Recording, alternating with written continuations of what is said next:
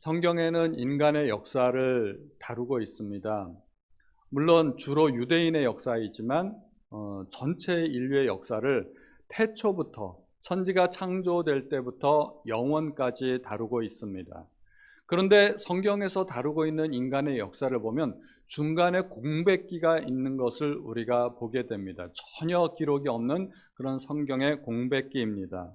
하나님도 아무런 말씀을 하시지 않고 아무런 역사가 없는 것처럼 보이는 그 하나님의 침묵기인 것처럼 보이는 그 기간은 창세기와 출애굽기 사이에 400년, 성경은 붙어 있지만 그 사이에는 400년의 공백이 있고 또 말라기와 마태복음 사이에도 400년의 공간이 있습니다. 그 사이에는 아무런 선지자도 나타나지 않았고 하나님의 메시지도 없습니다. 그런데 그 기간 동안에 하나님의 백성들은 극심한 고통을 당하고 있었습니다. 구약에서 이스라엘 백성들은 이집트에서 파라오 밑에서 노예로 갖은 학대로 고통받고 있었습니다. 또 신약시대에 이스라엘 땅에서 살던 하나님의 백성은 로마의 황제 밑에서 식민지 백성으로 신음하고 있었습니다. 하나님의 백성은 고통받고 있었는데 왜 하나님은 아무런 메시지도 없고 아무런 일도 하시지 않는 것처럼 보였을까요? 그러나 사실을 알고 보면 그렇지 않습니다. 하나님은 그 동안에도 말씀은 안 하셨지만 신실하게 일하고 계셨습니다. 하나님께서 약속하신 것들이 그 기간 동안에 신실하게 이루어지는 기간이었던 것입니다. 하나님은 아브라함에게 내 자손의 하늘의 별과 같이 바닷가의 모래와 같이 많아지리라고 약속하셨습니다. 이스라엘 백성들이 이집트에 건너가서 400년을 지내는 동안에 그들은 불과 70명이 건너갔을 뿐이지만 400년 사이에 엄청나게 숫자가 불어났습니다. 하나님께서 아브라함에게 약속하신 그 약속이 이루어지고 있었던 기간이었습니다. 또 구약과 신약의 사이 중간기 400년도 하나님께서 느부갓네살에게 꿈에서 보여주신 그 신상과 또 다니엘에게 보여주신 그 꿈이 이루어지는 기간이었습니다. 오늘 우리가 읽은 이 네 짐승에 관한 환상이 이 400년 동안에 다 이루어졌습니다. 느부갓네살은 꿈에 금, 은, 동, 철로 이루어진 그 신상의 꿈을 꾸었고 다니엘은 4가지 짐승의 꿈을 꾸었는데 이는 앞으로 예루살렘을 지배하고 온 세계를 지배할 4대 강국을 보여주는 것입니다. 다니엘이 살아있는 동안에는 바벨론이 예루살렘을 지배했습니다.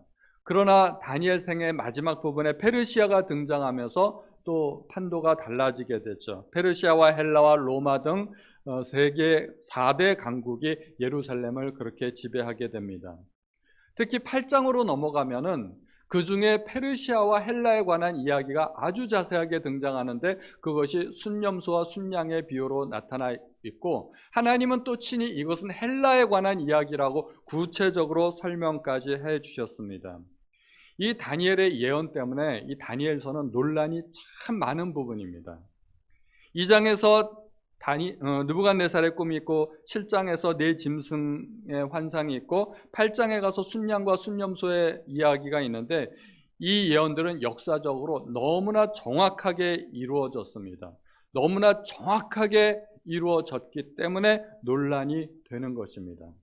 자유주의 신학자들은 이 부분을 보면서 어떻게 예언이 이렇게 정확하게 이루어질 수 있겠느냐라고 질문을 하면서 이것은 예언이 아니라 사실은 적어도 시간이 많이 지나서 로마 시대 때쯤 되어서 어떤 사람이 역사를 기술한 것을 마치 예언인 것처럼 다니엘이 쓴 것처럼 기록한 것이 아니겠느냐. 사실은 다니엘이 쓴 것이 아니라는 이야기입니다. 그렇게 자유주의 신학자들은 이야기합니다. 자유주의 신학이란 성경을 자유롭게 해석하는 거죠. 마음대로 해석하는 그런 신학입니다. 그런데 주님은 뭐라고 말씀하셨나요? 다니엘의 말한 바 멸망에 가증한 것이 거룩한 곳에 선 것을 보거든. 그러니까 다니엘이 그렇게 이야기했다는 것입니다.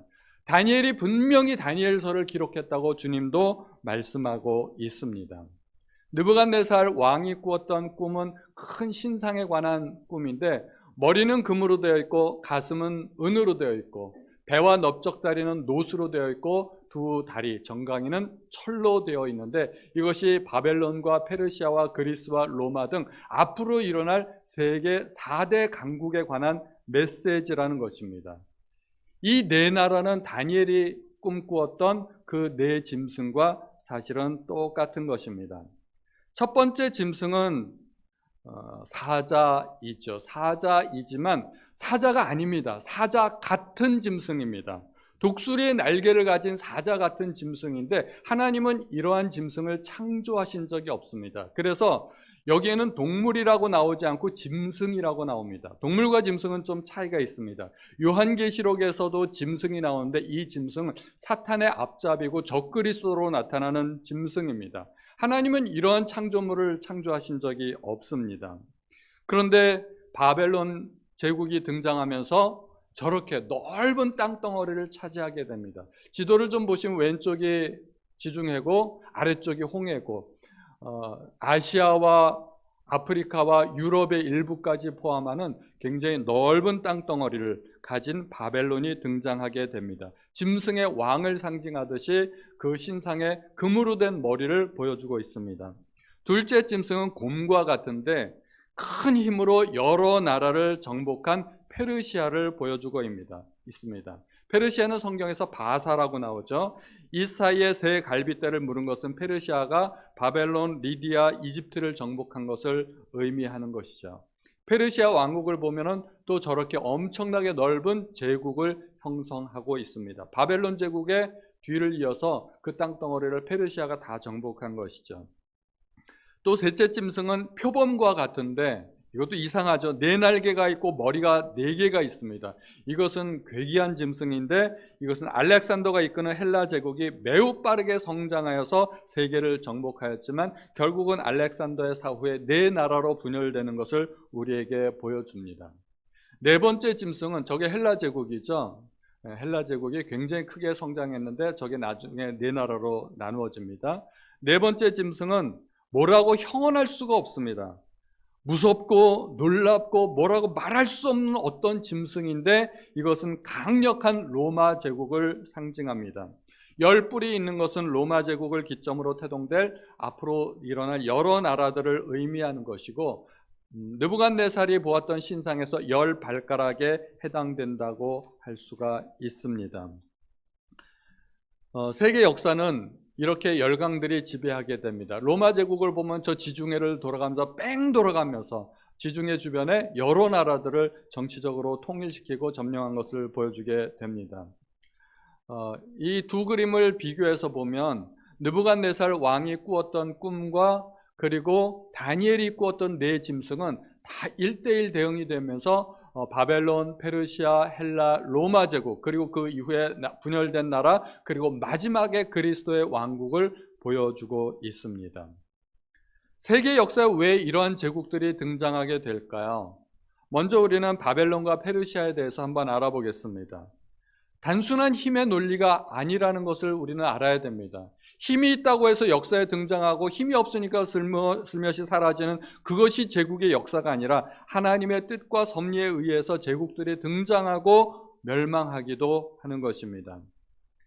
유다 왕국의 마지막 때 이스라엘 왕들은 굉장히 패역했고 하나님을 반역했고 그리고 우상들을 섬겼기 때문에 하나님께서 그들을 징계하기 위해서 바벨론을 사용하셨습니다. 그러니까 바벨론은 하나님의 진노의 몽둥이에 불과한 것입니다. 하나님의 도구일 뿐이죠. 에스겔서를 보면 볼지어다 그날이로다 볼지어다 임박하도다 정한 재앙이 이르렀으니 몽둥이가 꽃이 피며 교만이 싹이 났도다. 몽둥이로 교만으로 이야기하고 있습니다. 결국은 유다 왕국은 바벨론에 의해서 망하였고 바벨론 왕 느부갓네살은 자기가 그 몽둥이로 사용된 줄 모르고 한껏 교만하였다가 결국은 그도 하나님의 징계를 받게 되었습니다. 그런데 하나님은 예레미야를 통하여서 예언한 것이 이스라엘의 포로 기간은 70년이라고 하는 것입니다. 그래서 70년이 지나면 바벨론 제국은 아무리 강해도 망해야만 했습니다. 다른 나라에 의해서 망하고 그 점령한 다른 나라가 이스라엘 민족을 풀어주어야만 했던 것이죠. 그래서 사용된 나라가 페르시아였습니다. 예레미야 말씀을 보면 이 온 땅이 황폐하며 놀램이 될 것이며 이 나라들은 70년 동안 바벨론 왕을 섬기리라. 또 29장 10절에 보면 나 여호와가 이같이 말하노라 바벨론에서 70년이 차면 내가 너희를 권고하고 나의 선한 말을 너희에게 실행하여 너희를 이곳으로 돌아오게 하리라. 예레미야 선지자의 예언입니다. 그리고 예레미야보다 훨씬 앞서서 이사야 선지자를 통해서 하나님은 고레스라는 한 인물을 통해서 그 일들을 이루시겠다고 말씀하셨습니다. 이사야 43장 13절을 쉬운 성경으로 읽어보면 내가 고레스를 보내어 의로운 일을 하게 할 것이고 그의 일을 쉽게 해주겠다. 고레스가 내 성을 다시 쌓을 것이며 포로로 잡혀간 내 백성을 아무런 대가 없이 풀어줄 것이다. 만군의 여호와께서 하신 말씀이다. 하나님은 이사야 선지자를 통해서 하신 말씀과 예레미야 선지자를 통해서 하신 말씀을 응하게 하기 위해서 페르시아를 일으켰고 고레스 왕을 사용하셨다는 것입니다. 그리고 이스라엘은 예언대로 돌아왔습니다. 그 기록이 에스라 1장 1, 2, 3절에 기록되어 있는데요. 바사왕 고레스 원년에 여호와께서 예레미야의 입을 통하여 하신 말씀을 이루게 하시려고 바사왕 고레스의 마음을 감동시키심에 그가 온 날에 공포도 하고 조소도 내려 이르되 바사왕 고레스는 말하노니 하늘의 하나님 여호와께서 세상 모든 나라를 내게 주셨고 나에게 명령하사 유다 예루살렘에 성전을 건축하라 하셨나니 이스라엘의 하나님은 참 신이시라. 너희 중에 그의 백성된 자는 다 유다 예루살렘으로 올라가서 이스라엘의 하나님 여호와의 성전을 건축하라. 그는 예루살렘에 계신 하나님이시라. 참으로 놀랍게도 예레미야가 예언한 대로 이사야가 예언한 대로 다 이루어졌습니다. 그런데 고레스가 실제로 등장하기 200년 전에 이사야 선지자가 구체적으로 고레스라는 이름까지 언급해가면서 예언을 했다는 것이 이 예언이 얼마나 정확한지를 우리에게 보여주는 것입니다. 그런데 자유주의 신학자들은 또 딴지를 걸죠. 어떻게 그렇게 정확하게 예언이 이루어질 수 있겠느냐. 이사야 선지서도 이거 가짜 아니냐. 후대에 기록된 것이 선지자의 이름으로 둔갑해서 그 훨씬 이전에 기록된 것처럼 그렇게 꾸며진 것 아니냐. 이렇게 딴지를 걸고 질문을 하는 것이죠.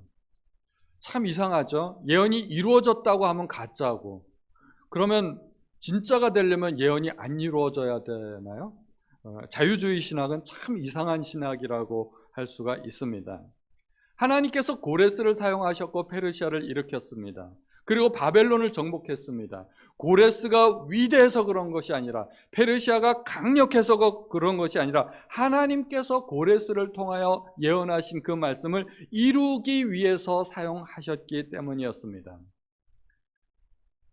바벨론의 정책은 포로를 사로잡아 와서 인재로 사용하는 인재 등용 정책이었지만 페르시아 정책은 전혀 달랐습니다. 관용 정책을 사용해서 각국의 문화, 언어, 종교를 인정하고 포로들을 풀어 놓아 주었던 것입니다.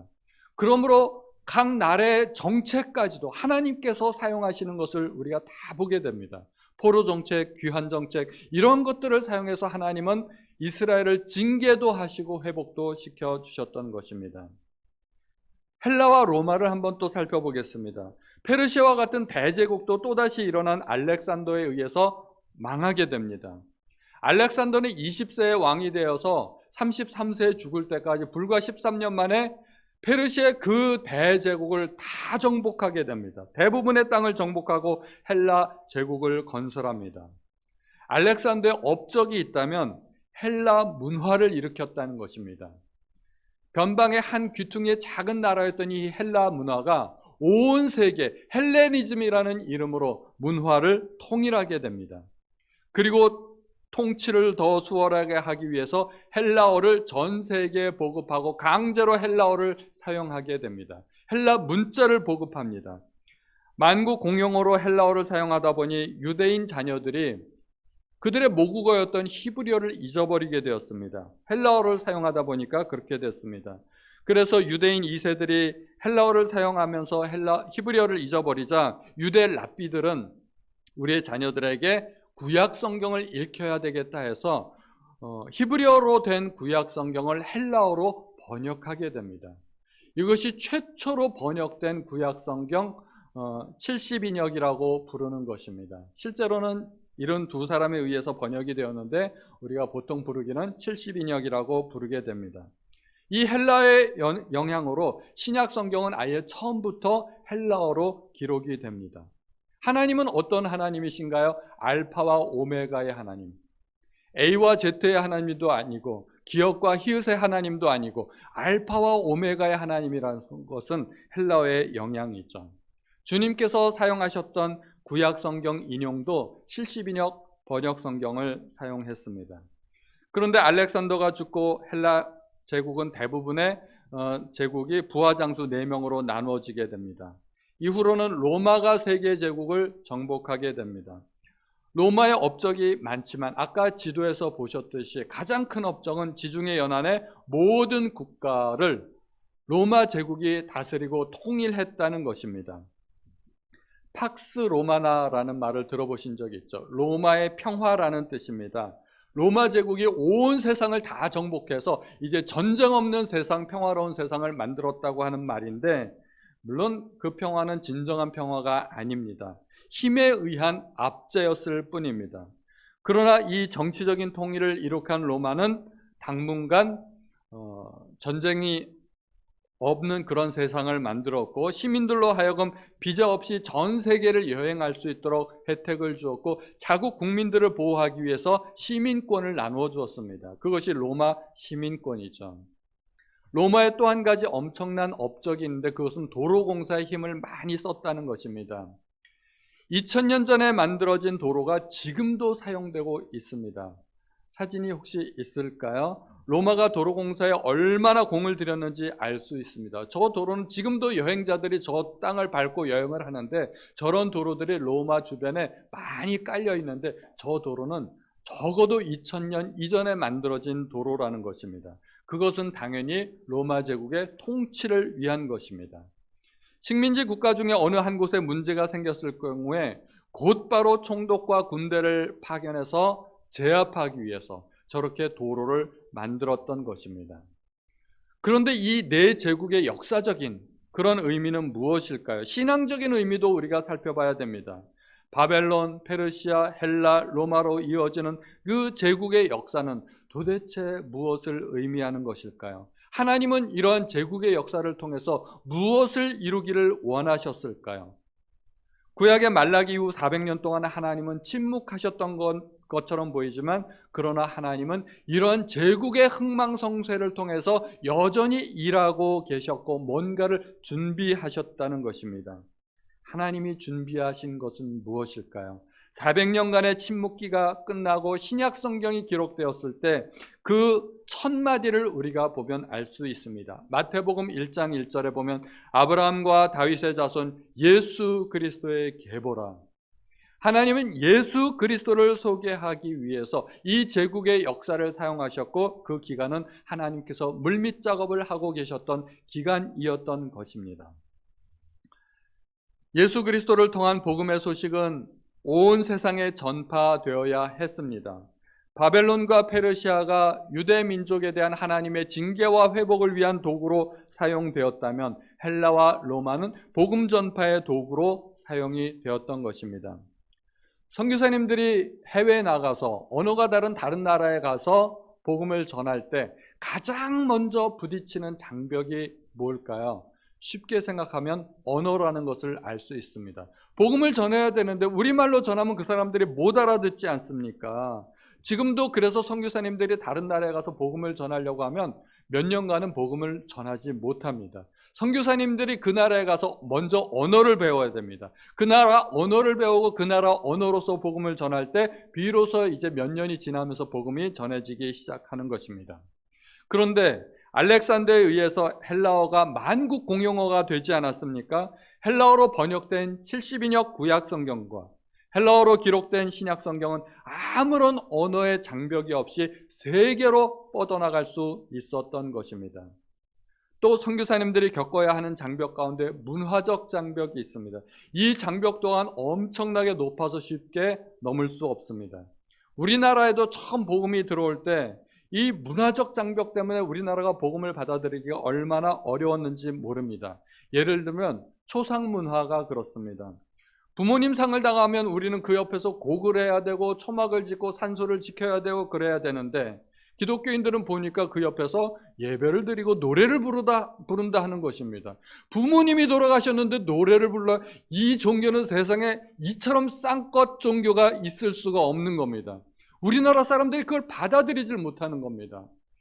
또 기독교인들은 예수의 살을 먹고 피를 마셔야 된다는데, 기독교인들은 다 흡혈귀라는 소문이 한때 돌았죠. 이러한 문화적 차이 때문에 우리나라도 기독교에 대한 상당한 핍박이 있었습니다. 그런데 알렉산더에 의해서 헬레니즘 문화가 전 세계에 보급되었고, 기독교는 자연스럽게 헬레니즘 문화와 함께 전 세계에 퍼질 수 있었던 것입니다. 선교사님들이 선교를 하면서 지금도 해결이 잘 안 되는 어려움 가운데 하나가 비자 문제입니다. 이 비자를 해결하기 위해서 한국에 수도 없이 들어왔다가 다시 나가기도 하고, 또 심지어 위장 취업을 하기도 하고, 그런 일들이 있습니다. 비자 받기가 굉장히 어렵습니다.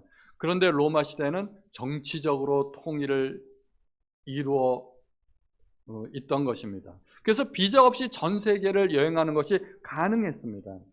바울이 자유롭게 여러 나라를 다니면서 선교 여행을 했던 것은 모순적이지만 팍스 로마나 때문입니다. 로마 제국이 세계를 다스리고 있었기 때문에 아무런 정치적 제한 없이, 또 국가적인 장벽 없이 세계 여러 나라를 다니면서 복음을 전할 수 있었던 것입니다. 로마의 덕을 본 것 가운데 하나는 또 도로입니다. 신약 성경의 절반 이상이 서신서 아니겠습니까? 서로 소식을 주고받을 수 있고 서신을 통해 복음을 전할 수 있었던 원인 가운데 하나가 잘 정비된 도로덕입니다. 그래서 모든 길은 로마로 통한다고 말할 수 있을 정도로 로마가 도로를 잘 정비해 놨는데, 당연히 그것은 정치적인 목적이 있었고 군사적인 목적이 있었지만, 하나님은 그 도로를 복음 전파의 목적으로 사용하셨던 것입니다. 정치적으로, 도로적으로, 문화적으로 이렇게 세계가 하나가 되고 통일되었을 때 하나님은 그것을 복음 전파의 수단으로 사용했던 것입니다. 그래서 갈라디아 4장 4절에 보면 때가 참에 하나님이 그 아들을 보내사 여자에게서 나게 하셨다는 것입니다. 때가 무르익은 것입니다. 우리도 아이를 출산할 때 되면 많은 준비를 하지 않습니까? 분유도 준비해놓고 아기들 기저귀도 준비하고 아이들이 입을 옷도 준비하고 유모차도 준비하고 장난감도 준비하고, 뭐 애 하나 탄생하게 되면 준비할 것이 많습니다. 많은 것들을 준비해야 됩니다. 하나님도 아들을 이 땅에 보내시는데 전혀 준비 없이 보내실 리가 없지 않겠습니까? 하나님은 다니엘에게 앞으로 이루어질 세계의 역사를 보여주셨는데, 그것은 단순히 보여주실 뿐만 아니라 침묵기 400년 동안, 신구약 중간사 400년 동안 그 예언이 다 이루어졌고, 하나님께서는 그 예언을 통해서 메시아가 탄생하고 복음이 전파될 준비를 하셨다는 것입니다. 하나님만 준비하신 것이 아닙니다. 그 기간 동안에 유대인들도 또한 메시아 탄생 준비를 하게 됩니다. 유대인들은 유일신 여호와 하나님을 섬기는 유일한 나라였습니다. 그런데 그들은 안타깝게도 유일신 하나님만 섬기는 것이 아니라 태양신도 섬겼고 세계 여러 나라들이 섬기는 온갖 잡신들을 다 섬겼습니다. 우상들을 섬겼습니다. 그래서 하나님의 분노를 샀습니다. 그들이 뭐가 부족해서 우상들을 섬겼을까요? 그들이 우상을 섬겼던 이유 중에 하나는 그 우상이 그 나라를 지켜주었기 때문이라고 믿었기 때문입니다. 그래서 아수르 제국이 세계를 다스릴 때는 아수르 제국의 우상을 섬겼고, 뭐 애굽이 세상을 다스릴 때는 애굽의 우상을 가져와서 또 섬기기도 했고 그랬습니다. 그런데 역사를 돌이켜보니까 어떻게 되었나요? 역사를 통해 보니까 이집트도 깨지고 아수르도 깨지고 바벨론도 깨지고 페르시아도 깨지고 헬라도 깨지고 다 깨지더라는 것입니다. 우상이 그 나라를 영원히 지켜주지 못한다는 것을 드디어 알게 된 것입니다. 그들이 포로기를 통해서 깨달은 것이 한 가지 있다면 우상은 아무것도 아니다. 우상이 나라를 지켜주지 못한다는 것입니다. 세계의 역사는 하나님의 손안에 있다는 것을 그들이 드디어 깨달은 것입니다. 솔로몬 때 수많은 우상들이 들어왔지만 그러나 포로기 이후는 절대 우상이 문제가 되지 않았습니다. 그들이 포로에서 돌아온 이후 하나님은 단 한 번도 우상의 문제로 그들을 책망하신 적이 없습니다. 지금까지 그들은 우상을 섬기지 않았습니다. 그들은 역사의 참 주인이 누구인지를 알았고 오직 하나님만 섬길 준비가 되어 있었던 것입니다. 또 400년간 네 제국이 번갈아 가면서 패권을 장악했으니 그 한복판에 있는 이스라엘은 얼마나 많은 수탈을 당했을까요? 유럽과 아시아와 아프리카를 잇는 그 한가운데 꼭지점에 이스라엘이 있었던 것입니다. 그러므로 어느 나라가 일어나서 세계를 제패하든지 반드시 이스라엘을 통과해야만 됐던 것입니다. 군대가 이스라엘을 통과할 때 어떤 일들이 일어났을까요? 항상 일어나는 일들이 약탈이죠. 약탈은 예서로 일어나는 일입니다. 그들이 혹시라도 보물을 갖고 있다면 어디에다 숨겨야 가장 안전할까요? 장롱 깊은 곳에 숨겨두면 안전할까요? 군대가 지나가면서 장롱 안 뒤지겠습니까? 그래서 그들이 생각해낸 것이 그들이 보물이 있다면 땅속에다 묻어두어야 되겠다 생각한 겁니다. 그래서 땅에다 깊은 곳에다 묻어두고 위장하기 위해 그 위에다 밭을 만들어 주었던 것입니다. 그러면 못 찾는 거죠. 그런데 시간이 지나면서 땅 주인이 바뀌고 밭의 임자가 바뀌고 엉뚱한 사람이 밭을 경작하다가 땅속에 있는 보화를 또 발견하게 되는 것입니다. 그래서 주님이 땅속에 묻힌 보화의 비유를 천국에 관한 말씀으로 들려주셨습니다. 땅속에 묻힌 보화의 이야기는 이렇게 이스라엘의 순환의 역사를 배경으로 하는 것입니다. 사실은 아픈 역사이죠. 그런 격동의 세월 동안 이스라엘 민족은 세계 각지로 흩어지게 되었습니다. 포로로 끌려갔다 돌아오지 못하기도 하고 도저히 이 땅에서는 못 살겠다 하고서 다른 나라로 떠나버리기도 하고 그들은 소위 흩어진 유대인들, 디아스포라 유대인들이 된 것입니다. 그런데 흩어져서 그 나라 백성이 된 것이 아니라 유대인들은 얼마나 이 민족성이 강한지 유대인들은 10명만 모이면 회당을 만들었습니다. 그들이 모여서 회당을 만들고 그들에게 성경을 가르칠 랍비들을 만들고 그리고 안식일마다 모여서 성경 공부를 했던 것입니다. 그런데 묘하게도 그 회당이 또 복음의 전진 기지가 되었습니다. 바울이 복음을 전하기 위해 가장 먼저 찾았던 곳이 바로 회당이었습니다. 회당에서 복음을 전하고 유대인들을 가르쳤을 때 그 복음을 들었던 유대인들이 기독교인들이 되고 그들 가운데 교회가 탄생했던 것입니다. 만약에 회당이 또 없었더라면 바울이 어디서 복음을 전할 수 있었을까요? 교회 탄생에 많은 어려움을 겪었을 것입니다. 또 4대 제국의 흥망성쇠 속에서 유대인들은 말할 수 없는 격변의 시기를 보내게 됩니다. 예수님께서 오시기 그 직전에 정치적으로 혼란스럽고 문화적으로 혼동이 있고 또 언어적으로 또 3개 국어를 사용해야 되고 그래서 예수님께서 십자가에 못 박히실 때 예수님은 왕이시라는 그 표현이 3개 국어로 붙어 있지 않았습니까? 유대인의 왕이라는 그 팻말이. 또 신앙적으로 뭐 이파 저파 바리새파 사두개파 뭐 많은 파들이 있었습니다. 신앙적으로도 갈등의 시기를 겪게 됩니다. 게다가 로마의 압제 밑에서 유대인들은 세리들을 통한 수탈을 당하면서 그들이 강하게 가지는 한 가지 소원이 생겼습니다. 메시아 대망 사상입니다. 우리에게도 이제는 메시아가 왔으면 좋겠다. 메시아가 와서 이 모든 고난을 끝내주었으면 좋겠다는 메시아 대망 사상을 그들이 갖게 된 것입니다. 그래서 그리스도께서 오셨을 때 그들은 예수 그리스도를 메시아와 그리스도는 같은 말이죠. 사실은 더욱더 예수님을 쉽게 받아들일 수 있었던 것입니다. 결국은 역사적으로 모든 것이 완벽하게 준비된 상태에서 예수께서 이 땅에 오셨고 복음은 천하에 전파될 수 있었던 것입니다. 우리는 어떠한 삶을 살아야 할까요? 우리도 인생을 살다 보면 격변의 시기를 보내게 됩니다. 우리 할아버지 시대에는 일제강점기를 겪었습니다. 우리 부모님 시대에는 6.25 사변을 겪었습니다. 우리도 그렇게 만만치 않은 시대를 보내고 있습니다. IMF를 보냈고 지금은 코로나 시대를 또 겪었습니다. 또 우크라이나 전쟁, 남의 전쟁이지만 이것이 우리에게까지 얼마나 큰 영향을 미치고 있는지 알지 않습니까? 환율이 높이 오르고 금리도 오르고 물가도 오르고 지금 우리 삶에 아주 밀접하게 다가오고 있습니다. 우리는 인생의 수많은 격동을 겪으면서 무엇을 배워야 할까요? 무엇을 깨달아야 할까요? 유대인들과 똑같은 것을 우리도 깨달아야 됩니다. 세계의 역사는 하나님 손에 있다는 것입니다. 내 인생 또한 하나님의 손에 있다는 것입니다. 우연처럼 보이지만 모든 것은 하나님이 섭리하고 주관하신다는 것입니다. 때로는 어려움이 있고 고통이 있고 고난이 있어도 하나님은 그 고난을 통해서 무엇인가 이루고 있다는 것입니다. 하나님은 역사하고 계신다는 것입니다. 내가 보기에 하나님은 놀고 계신 것 같고 아무 일도 안 하시는 것 같고 나를 위해서 아무것도 안 하시는 것 같지만 하나님은 뭔가 준비하고 계시고 일하고 계신다는 것입니다.